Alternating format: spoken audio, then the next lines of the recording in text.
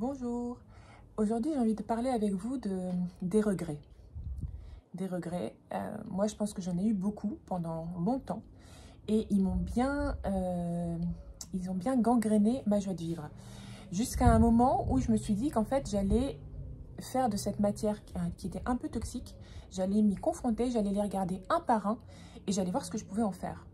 Et le fait est que mes trois plus grands regrets dans ma vie, j'ai réussi à les dégommer, à les transformer et je vais vous en parler, comme ça peut-être que ça pourra vous servir. Alors, premier regret, celui qui pendant longtemps, je l'ai nommé comme l'énorme regret de ma vie, c'était de ne pas avoir de deuxième enfant. Et ce regret, il était nourri par je me disais, bon, j'ai pas pu avoir de deuxième enfant parce que je prends des médicaments pour la bipolarité, parce que mon mari n'en voulait pas, parce que mon enfant le disait surtout pas de petit frère ou de petite sœur, parce que ma vie, parce que surtout ce truc de bipolarité. Donc c'est pas de ma faute. Je pensais que si j'avais eu toute la possibilité d'avoir un deuxième enfant, c'est-à-dire pas de maladie, un mec qui en veut un deuxième et un gamin qui en veut à fond, j'aurais eu un deuxième enfant. Donc j'avais ça en tête en me disant voilà, c'est vraiment trop injuste, la vie c'est trop injuste, c'est trop dégueulasse que mon mec il n'en ait pas voulu un deuxième. Et je suis là à 40 ans et mon utérus est vide et ça me déprime, bref. Et c'est pas de ma faute. Donc voilà, ça c'était le regret toxique, ok. Le regret toxique est un peu doudou dans le sens où j'étais convaincue que c'était pas vraiment de ma faute et que... et donc c'est bien plus simple de se dire qu'on n'a pas quelque chose à cause des autres, ok. Sauf que, à un moment, je me suis dit, ok, regarde les choses en face. Tu es quelqu'un qui, quand tu veux quelque chose, tu finis par l'avoir, toujours. Quand tu veux vraiment quelque chose, tu te donnes les moyens de l'avoir, tu bosses à fond, tu te débrouilles, tu convaincs, etc., tu l'as. Or, ce bébé, tu l'as pas eu. Tu aurais pu choisir de faire un sevrage, changer de médicament, ça t'aurait pris 1 an. Si tu avais vraiment voulu, tu aurais pu convaincre ton mari, lui montrer, enfin, le convaincre, je sais que j'aurais pu. Mais tu ne l'as pas fait. Ça veut bien dire qu'au fond de toi, au fond, vraiment, en toute honnêteté, eh bien, en fait, un deuxième enfant, tu ne le verrais pas dans ta vie d'aujourd'hui. Tu sais très bien que ta vie d'aujourd'hui, elle a un certain équilibre et tu sais très bien qu'un deuxième enfant, ça viendrait tout chambouler et que tu n'en as fondamentalement pas envie. Tu n'as pas envie de reprendre ce risque. En fait, la peur, c'est pas la peur, c'est que la stabilité acquise est au-dessus du désir d'enfant. Et de reconnaître ça, bah déjà, c'est pas facile, parce que t'as l'impression quelque part de tuer cet enfant qui n'existe pas, mais quand même, en tant que maman, c'est pas facile, de se dire, ah oui, en fait, je préfère ma stabilité émotionnelle, psychologique de ma vie d'aujourd'hui à une nouvelle petite vie dans ma vie, d'accord? Bref, mais une fois que tu as cette honnêteté-là par rapport à toi-même, eh bien, le regret de ne pas avoir de deuxième enfant, il se barre. Et bien moi, il est complètement parti. C'est-à-dire qu'aujourd'hui, j'ai la capacité de dire non, j'ai pas de deuxième enfant et en toute conscience, en toute honnêteté avec moi-même, c'est moi qui l'ai choisi. C'est pas mon mari, c'est pas les circonstances, c'est pas ma maladie, c'est moi qui l'ai choisi. Et bien ça change tout. Ça change tout d'avoir cette pensée lumineuse, d'acceptation et d'assumer qui on est, plutôt que se cacher derrière un regret nourri par des fausses choses en disant c'est de la faute des autres. Donc voilà, ça, un regret comme ça, doudou, un peu toxique, que j'ai viré et qui ça m'a fait un bien fou, en ayant l'honnêteté de regarder les choses en face et de me dire en fait, si tu ne l'as pas fait, c'est parce qu'au fond de toi, tu n'en avais pas envie. Il y a plein de choses qui se passent comme ça dans notre vie, où on ne les fait pas, on pense que c'est à cause des autres, mais fondamentalement, c'est parce qu'on n'en a pas envie. Bref. Deuxième regret, le regret amoureux. Le regret amoureux, c'est-à-dire le regret où on a une histoire et ça se finit mal et on se dit « Purée, j'aurais jamais dû avoir cette histoire, ça m'a fait trop mal. Okay. » Moi, j'ai eu une histoire comme ça quand j'avais 15 ans. Quand j'avais 15 ans, je suis tombée amoureuse d'un surveillant dans mon lycée. Il avait 8-9 ans de plus que moi. Et donc j'étais folle amoureuse de lui. Bien évidemment, je pensais qu'il n'était pas du tout amoureux de moi. Mais le fait est qu'à la fin de l'année, je me suis rendu compte qu'il était amoureux, je sais pas, mais en tout cas attiré par moi. Et on est sortis ensemble. On est sortis ensemble et on a eu un mois comme ça où l'école était finie et c'était voilà, mi-juin, mi-juillet, où on a vécu notre romance. Et moi, j'étais au 7e ciel. C'était le truc de ouf. C'est-à-dire que vous imaginez, à 15 ans, pendant un an, tu vois ce mec, t'en rêves toutes les nuits, tu rêves que t'es avec lui, tu te réveilles, t'as 2 secondes où tu te dis oh, « Putain, je suis avec lui ». En fait, non, tu réalises que tu l'es pas. Et il y a un moment où ça se passe. En fait, il y a un moment où ça se passe. C'est un truc de fou. Bref, un mois merveilleux. Et au bout d'un mois, bah, lui, il s'en va. Il partait bosser aux États-Unis. Et donc, ben, il me laisse. Et bon, le fait est que ça se termine un peu plus tard.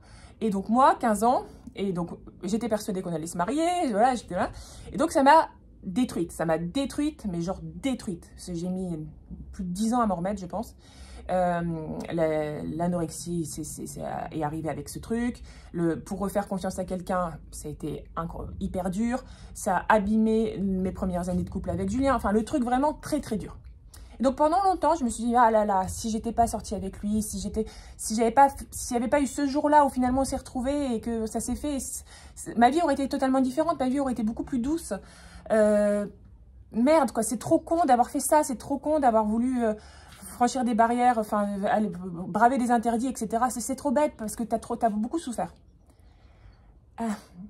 Sauf qu'en fait, j'ai réalisé que eh bien, avoir cette réaction, c'était avoir un regard de personne il y a un peu de temps que j'ai réalisé ça, de 38-39 ans, d'avoir un regard voilà, 38-39 ans sur une histoire où j'avais 15 ans, d'accord?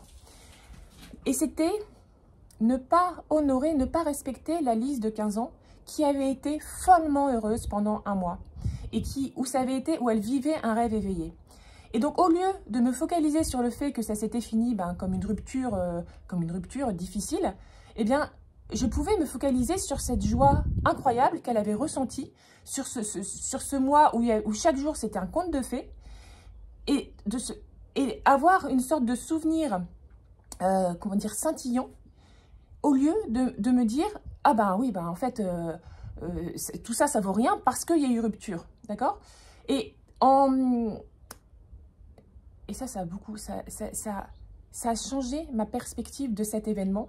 J'ai arrêté de le mettre en pierre angulaire de toutes mes souffrances. J'ai balayé le côté, parce qu'il m'a fait souffrir, mais il m'a pas, enfin, il avait été infect. Hein, c'est juste que, voilà, il a fait sa vie aux États-Unis et que moi, je pouvais pas suivre, j'avais 15 ans et il a rencontré quelqu'un d'autre. Donc, il m'a pas battu, etc. Je parle pas de ce genre de situation. Mais en me focalisant sur cette joie de cette fille de 15 ans, eh bien, voilà, la pierre angulaire, elle a shifté et je l'ai enlevée. Et donc, ça faisait qu'en fait, il n'y avait plus besoin d'avoir de regrets et il n'y avait plus besoin d'avoir ce petit nid où je pouvais encore aller chercher des souffrances, vous voyez. C'était fini. Et d'autant plus qu'en étant hyper honnête, parce que c'est toujours une question d'honnêteté vis-à-vis de soi-même, la Lise de 15 ans, si on lui avait dit, tu peux vivre ce mois que tu vas vivre, mais après, il va te quitter. Et donc après, tu vas souffrir 10 ans. Me connaissant, et j'y aurais quand même été. J'y aurais quand même été, mais à 100%. Donc, il ne faut pas que je sois malhonnête avec moi-même. C'est-à-dire que j'ai choisi à un moment T le risque et j'étais très heureuse.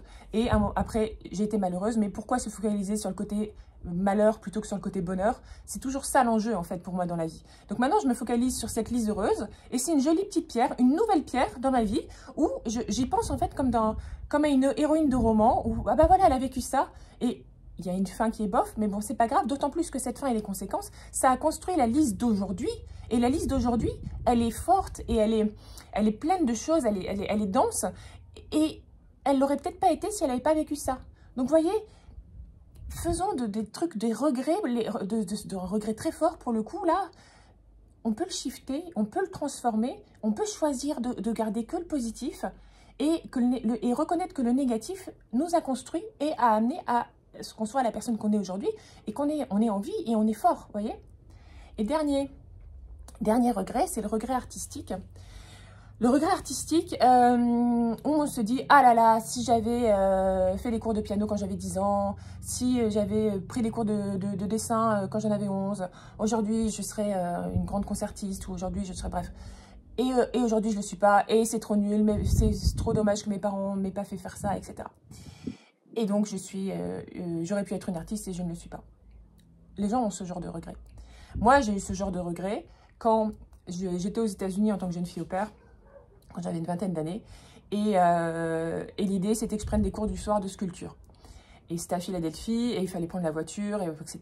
Et le fait est que ça ne s'est pas fait. Mauvaise organisation avec la famille, etc. Et je suis rentrée après en France, et j'ai postulé, j'ai envoyé CV pour être styliste, etc. Bon, après, c'est une autre histoire. Et après, ma vie, elle a déroulé, il y a eu Julien, il y a eu Tendance de mode et tout. Et pendant des années, je me suis dit, mais purée, si j'avais pu prendre ces cours, si elle m'avait filé la voiture, la maman, là, à ce moment-là, si elle n'était pas rentrée à chaque fois trop tard du boulot, je serais peut-être en train de sculpter dans un atelier, peut-être que, voilà, j'arriverais, enfin, peut-être que je serais une sculptrice, en fait. Pendant des années, je me suis dit ça, et j'étais là, mais c'est pas possible, en fait, ça s'est joué à pas grand-chose et tout ça, bref. Et donc, le truc avec le regret artistique, c'est qu'on peut l'avoir comme ça, on peut le garder et comment dire, et rager dans son coin et ne rien en faire. Ou alors, quand il devient vraiment trop asphyxiant, on peut avoir le courage de se dire, ok, ça s'est pas fait à ce moment-là, j'ai eu un chemin de vie différent. Mais je suis encore vivante. Et je peux essayer, je peux essayer de faire ce que j'ai pas fait à ce moment-là. Rien ne m'en empêche. Je peux aussi rester paresseusement vautrée dans ce regret, tu vois, en me disant, ah là là, si j'avais pu faire ça, je serais géniale aujourd'hui. Ok, c'est sûrement plus confortable.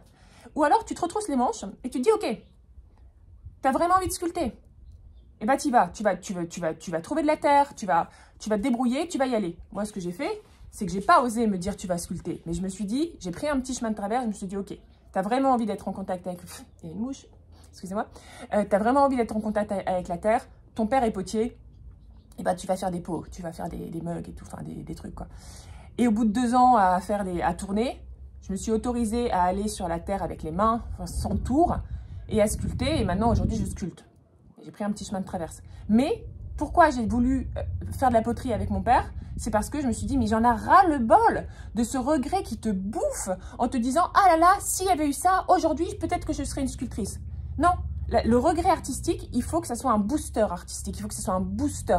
C'est-à-dire qu'on refuse ce sort de truc, ah, si j'avais pu. Si on n'a pas fait du piano à 10 ans et qu'on en a 60, on peut apprendre à faire du piano. On ne sera peut-être pas concertiste, et qui sait, mais on peut apprendre à faire du piano à 60 ans. Il n'y a rien qui nous limite, en fait. Et tous ces regrets qui forment une sorte de cocon de protection un peu dégueu autour de nous pour nous empêcher de vivre vraiment, il faut les balayer. Ou on les transforme, comme le regret artistique, ou on le réanalyse et on s'en sert différemment, ou alors on le regarde en vérité et on se rend compte qu'on le balaye parce qu'en fait on n'était pas honnête dans son processus de regret.